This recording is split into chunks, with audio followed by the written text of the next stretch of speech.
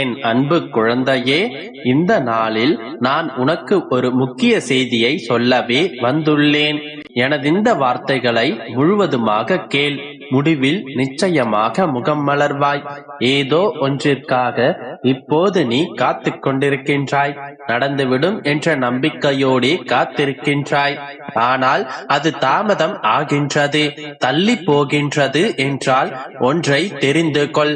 உனக்கே தெரியாமல் அதில் ஆயிரம் நன்மைகளையும் சந்தோஷங்களையும் தருவதற்காகவே நான் உன்னை காக்க வைத்துக் கொண்டிருக்கின்றேன். அதை நீ உணர்ந்து கொண்டால் இன்னும் பொறுமையாகவும் மகிழ்ச்சியாகவும் காத்திருப்பாய். நான் எது கொடுத்தாலும் அது சிறந்ததாகவே இருக்க வேண்டும். நான் எதை கொடுத்தாலும் அது நிலையானதாகவும் தரமானதாகவும் இருக்க வேண்டும்.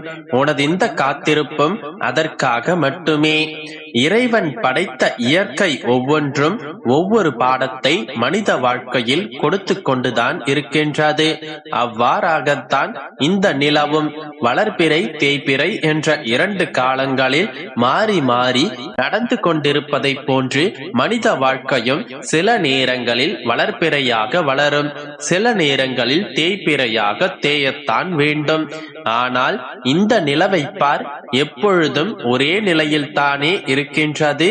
வளர்பிறை என்று அதிகமாக சந்தோஷிப்பதும் இல்லை, தேய்பிறை என்று அழுது கொண்டே இருப்பதும் இல்லை.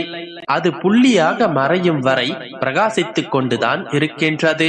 அதற்கான வெளிச்சத்தை கொடுத்து கொண்டுதான் இருக்கின்றது. இதுவே இயற்கை உனக்கு தரும் பாடம். வளர்பிறை காலங்களில் சந்தோஷமாக இரு. உன் வாழ்க்கையை அனுபவித்துக் கொள். உன் சந்தோஷங்களை எல்லாம் சேகரித்து வைத்துக்கொள். தேய்பிறை காலம் வந்தால் இதுவும் வேண்டாம். இனி வரப்போகும் வளர்பிறை காலங்களுக்காக காத்து கொண்டிரு. வளர்பிறை நிச்சயம் வரும் என்று எதிர்பார்த்து கொண்டு நம்பிக்கையோடு இரு. நீ வளர்பிறை காலங்களில் சேர்த்து வைத்த அந்த சந்தோஷங்களை நினைத்துக் கொண்டு மீண்டும் அந்த சந்தோஷங்களை சந்திக்கத்தான் போகின்றேன் என்று பொறுமை காத்திரு. துன்பங்கள், கஷ்டங்கள், சிக்கல்கள் என்று நீ தேய்ந்து போய் அழியும் நிலை வந்தாலுமே கூட அப்பொழுதும் ஒரு துளி நம்பிக்கையை வைத்துக் கொண்டிரு. ஏனென்றால் மறுநாள் முதலே உனக்கு வளர்பிறை காலம் ஆரம்பிக்கலாம். தேய்ந்து ஓயும் போதுதானே வளரவும் ஆரம்பிக்கும். இது நிலவுக்கு மட்டுமல்ல, உன்னுடைய வாழ்க்கைக்கும் பொருந்தும். இறைவன் உன்னை சிரமத்தின் எல்லைக்கே கொண்டு சென்றாலும் அப்பொழுதும் நீ என்னை நம்பு. ஏனென்றால் 2 விஷயங்கள் மட்டுமே நடக்கும். ஒன்று, நானே உன்னை காப்பாற்றி விடுவேன், அல்லது சிரமத்தை சமாளிக்க கற்றுத் தருவேன். புரிந்ததா? நம்பிக்கையை இழக்காமல் இரு. நிச்சயம் நான் உனக்கு நல்லதையே செய்வேன். நான் இருக்கின்றேன், பயப்படாதே. குழந்தையே, ஒவ்வொரு முறையும் ஒவ்வொரு வழிமுறைகளை நம்பிக்கையுடனே எனக்காக செய்கின்றாய். நிச்சயம் நடந்துவிடும் என்று பொறுமையாக காத்திருக்கின்றாய். சற்று கால தாமதம் ஆனால் சலித்தும் கொள்கின்றாய். இன்று ஒரு உண்மையை நீ தெரிந்து கொள். நீ செய்யும் அபிஷேகங்களும் ஆராதனைகளும், மேற்கொண்ட விரதங்களும், பக்தியோடு செய்து வரும் பாராயணங்களும் எதுவும் இங்கே வீண் போகாது. எல்லாவற்றிற்கும் உன்னுடைய கணக்கில் பலன்கள் எழுதப்பட்டுவிடும். நீ மேற்கொண்ட எதற்கும் பலன் இல்லாமல் போகாது.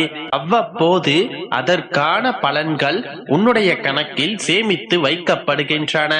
நீ மறந்தாலும் நீ எனக்காக செய்தவற்றை நான் மறப்பதில்லை கண்மணி. எனவே இத்தனை செய்தும் பலன் இல்லை என்று ஒருபோதும் கூறிவிடாதே. நீ செய்த ஒவ்வொன்றிற்கும் கர்மா நிர்ணயிக்கப்பட்டு கொண்டுதான் இருக்கின்றது. செய்த பாவங்களை அனுபவிப்பதற்காக அந்த காலங்கள் வரும்போதே செய்த புண்ணியத்தின் பலன்களை அனுபவிக்கும் கால நேரம் உண்டல்லவா? இப்பொழுது துன்பம் மேல் துன்பம் வருகின்றது என்று வருந்தும் நீ உன்னுடைய கால நேரத்தில் இன்பத்திற்கு மேல் இன்பத்தை சுமக்கத்தான் போகின்றாய். உன்னுடைய பூஜைகள், பரிகாரங்கள் என்று எல்லாவற்றையும் நான் மனதார ஏற்றுக்கொண்டேன். எதிலும் எந்த குற்றமும் இல்லை. மன நிறைவுடனே பக்தியுடனும் அன்புடனும் செய்து கொண்டுதான் வருகின்றாய். அவ்வப்போது நான் உனக்கு காட்சி அளித்துக் கொண்டும் என்னுடைய இருப்பை உணர்த்தி கொண்டும் தான் வருகின்றேன். ஒவ்வொரு நிமிடமும் ஒவ்வொரு நொடிப்பொழுதும் நான் உன்னுடன் தான் இருக்கின்றேன். அதனால் நம்பிக்கையோடு செயல்படு, அனைத்திலும் வெற்றி பெறுவாய். என் அன்பு குழந்தையே, எந்த ஒரு சூழ்நிலையிலும் யாரையும் அண்டி வாழாதே. எதை வேண்டுமானாலும் விட்டுக்கொடு, உன்னுடைய தன்மானத்தை மட்டும் யாரிடமும் விட்டு கொடுக்காதே. வாழ்க்கையை வெளியிலிருந்து வெறுமையாக வேடிக்கை பார்ப்பதை நிறுத்து. சுமைகளை களைந்துவிட்டு ருசித்து வாழ்ந்து பார். பிறகு வாழ்க்கை உன்னை இளமையோடு வைத்திருக்கும். ஒருவனை மனிதனாக மாற்றுவது உதவிகளும் வசதிகளும் அல்ல, அவனுக்கு ஏற்படும் இடையூறுகளும் துன்பங்களும் மட்டுமே அவனை மனிதனாக மாற்றும். இடையூறுகளை நினைத்து வருந்திக் கொண்டிருக்காதே. அனைத்தையும் தாங்கும் சக்தியை நான் உனக்கு கொடுத்திருக்கின்றேன். உன்னுடைய அப்பா நான் இருக்கும் வரை உன்னிடத்தில் எந்த ஒரு துன்பமும் வந்து விடாது. குழந்தையே, உரிமையில்லாத உறவும், அன்பு இல்லாத மனமும், நேர்மை இல்லாத நட்பும், நம்பிக்கை இல்லாத வாழ்க்கையும் என்றும் நிரந்தரமில்லை. நம்பிக்கையோடு இரு, நல்லதே நடக்கும். குழந்தையே, வாழ்க்கையில் ஒரு நாள், ஒரே ஒரு நாள் ஒரு ஏழைக்கு உதவி செய்து அவர்களின் முகத்தில் வரும் சிரிப்பை ரசித்துப் பார். வாழ்நாள் முழுவதும் தர்மம் செய்வதை நிறுத்த மாட்டாய்.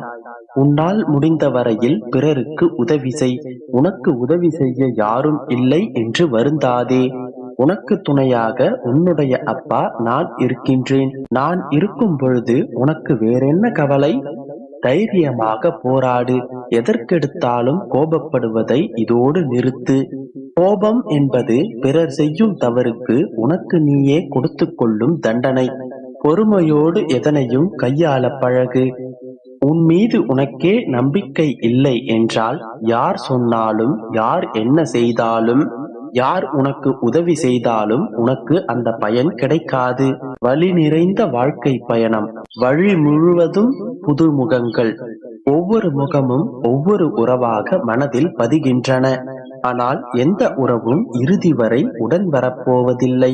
இதை நன்றாக புரிந்து கொள்.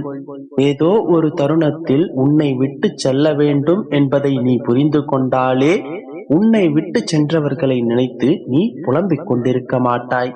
போனவர்கள் போகட்டும். உன்னுடைய உண்மையான அன்பை புரிந்து கொண்டு அவர்கள் நிச்சயமாக உன்னை தேடி வருவார்கள். மகிழ்ச்சியான வாழ்க்கைக்கு இரண்டே வழிகள்தான். ஒன்று, சூழ்நிலையை மாற்றிக்கொள், அல்லது அந்த சூழ்நிலைக்கேற்ப உன்னை நீ மாற்றிக்கொள். வாழ்க்கையில் நீ தடுமாறிவிட்டால் திகைத்து போகாதே. உன்னை பாதுகாக்க, உன்னை கை தூக்கி நிறுத்த நான் இருக்கின்றேன். நீ எதற்காகவும் கலங்காதே.